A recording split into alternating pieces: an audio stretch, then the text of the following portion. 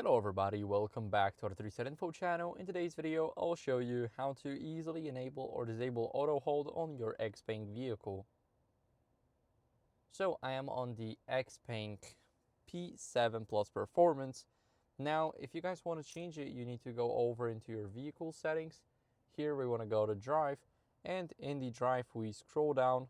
As you guys can see, here we do not need to change anything, but here we have the driving settings section, and we want to make sure that our auto hold is enabled here. Now, of course, you can simply turn it off.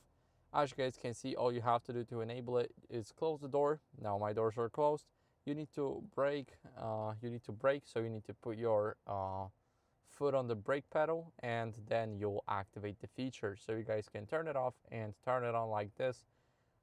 This is really good if you're standing uphill, for example. If you're standing whenever there's just a lot of cars in front of you, there's a traffic jam, and you can keep it so that you do not go, let's say, down. You'll just stay where you are, and then you'll just press on the gas pedal and you will move.